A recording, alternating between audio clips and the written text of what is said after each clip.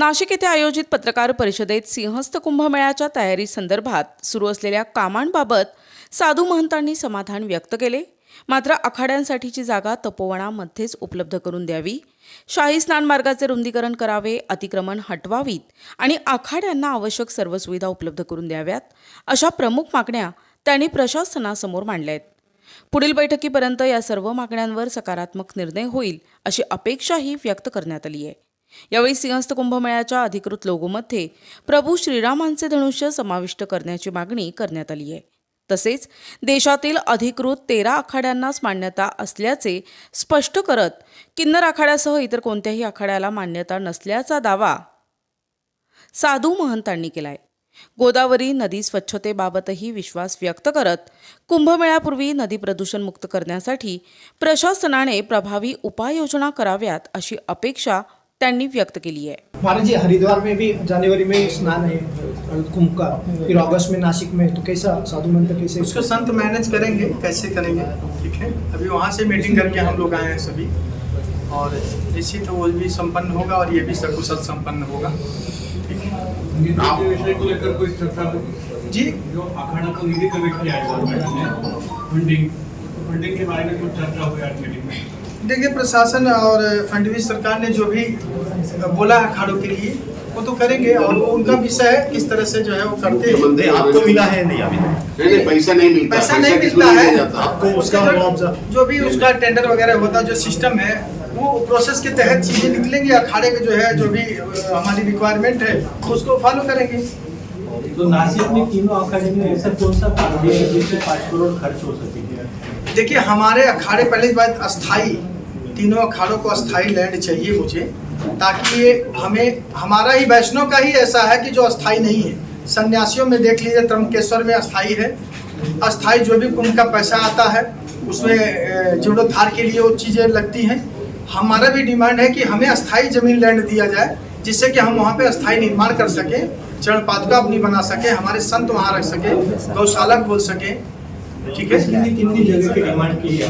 देखिए, जो अभी कुंभ में इससे पहले था उसके अकॉर्डिंग हमें 3 गुना जमीन चाहिए अखाड़ों के लिए। सिर्फ बात करता हूँ, पिछले कुंभ में जितनी जगह मिली थी उससे 3 गुना।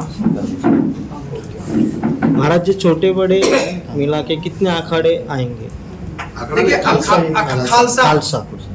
1008 या 10 खालसे हैं हमारे पास, और उसके अपेक्षा जो है हमें जमीन भी उतनी चाहिए। मूलभूत सुविधा जो भी चीज़ें उसमें है, लाइटिंग, पानी, रोड, टॉयलेट, जो भी चीज़ें हैं वो सारी चीज़ें सुविधाएं चाहिए, और उन्होंने आश्वासन भी दिया है कि वो सारी चीज़ें रहेंगी। तो इसमें किन्नर अखाड़े भी शामिल है क्या?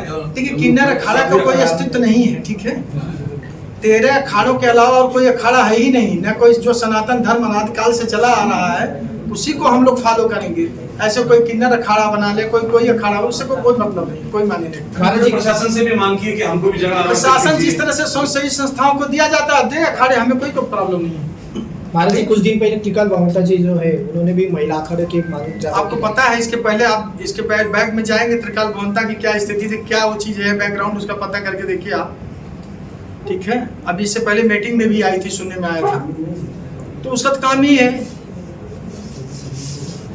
तो सबको विदित है, किसी को बताने की जरूरत ही नहीं है। कैसे कैसे सभी लोगों को उसने इधर उधर फंसा रखा। वहाँ जहाँ सारे मंत्रिमंडल के लोग थे, प्रशासनिक अधिकारी थे, वहाँ पे वो तांडव मचा दिया था, तो उसके बारे में तो चर्चा नहीं करिए।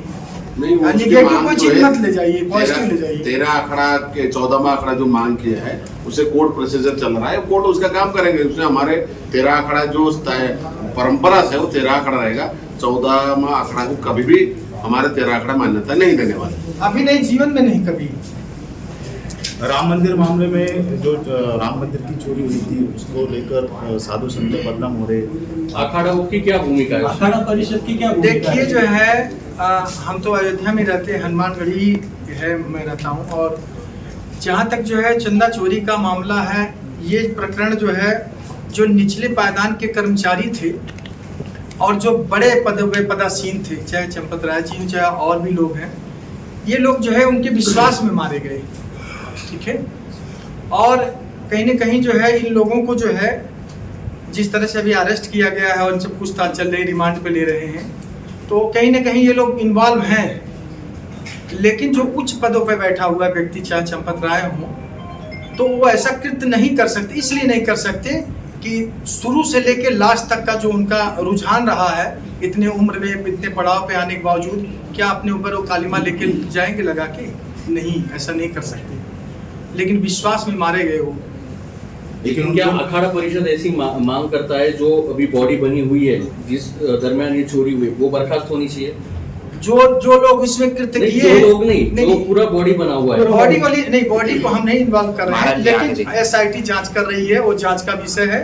जो एसआईटी के जांच के घेरे में आएगा उसके ऊपर सख्त कार्रवाई हो, उसके सलाखों के पीछे होना चाहिए, चाहे वो कोई भी हो। महाराज जी, जो अभी अपन स्नान करते जो गोदावरी में, उसकी स्वच्छता के लिए आपने प्रशासन से क्या मांग की है क्या? अभी 2 दिन पहले बारिश हुई तो पूरी बाढ़ आई थी, पूरा गंदा पानी था, तो उसके बारे में आपने जो प्रशासन की जो मीटिंग हुई 2 बार, तो उसमें आपने क्या सुझाव दिए? देखिए, सुझाव गोदावरी जी तो साफ होनी चाहिए, स्वच्छ होनी चाहिए, तभी उसमें स्नान होगा।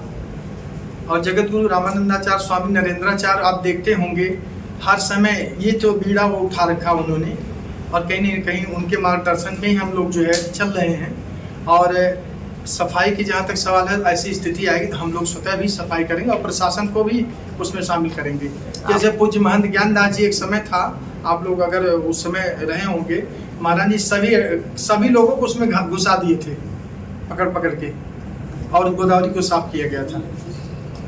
प्रशासन साफ कर सकेगा इसका? हाँ, क्यों नहीं प्रशासन साफ करे? वो भी उनका और दायित्व बनता है। संत अगर हल है तो वो क्या चीज है, उनको भी। क्योंकि संत को उतरने का समय आ गया है। नहीं, प्रशासन उस चीज को हैंडल कर लेगा, ऐसी जरूरत नहीं पड़ेगी। लेकिन अगर आवश्यकता पड़े तो सबको उसमें अपना योगदान देना चाहिए, बढ़ चढ़ के हिस्सा लेना चाहिए सभी को। जो आज मीटिंग हुई है प्रशासन के साथ में, तो कुंभ मेला मंत्री उपस्थित नहीं थे, उसको लेकर हाँ, गिरीश महाजन जी उपस्थित नहीं थे, लेकिन प्रशासन के साथ जो भी मीटिंग हुई वो सौहार्दपूर्ण हुआ। और मैं समझता हूँ इस बार अगर आएंगे हम लोग, क्योंकि और चीज़ें उन्हें उपलब्ध करवाना है, जिससे कि और चीज़ें वो उस पर फोकस कर सकें, और आने के बाद हमें ये लैंड मिलेगा तो और तेज गति से के साथ काम होगा, क्योंकि यहाँ समय फिर हम लोग देंगे पूरी तरह। महाराज जी, आप अभी रास्ते से आए हो, जिस प्रकार की स्थिति है नासिक शहर में बनी है, तो आपको लगता है कि कुंभ का काम ये टाइम पे पूरा हो जाएगा? क्योंकि अभी आप काफ़ी समय ट्रैफिक में भी अटके हुए थे। देखिए, अयोध्या क्या कहते हैं, नासिक तो पूरा खुदा हुआ है, ठीक है, क्योंकि कुंभ लगेगा तो कुंभ में इतनी भीड़ रहती है, आप समझ सकते हैं। हर जगह खोद और ये सब मिट्टी निकालना, ये वो सब चल रहा है। तो मैं समझता हूँ ये समय रहते ही कर लेंगे, नहीं करेंगे तो इनकी खुद की थूथू होगी ना, तो ये नहीं चाहेंगे हमारी थूथू हो, इसलिए वो कर लेंगे। इधर राजेंद्र दास नहीं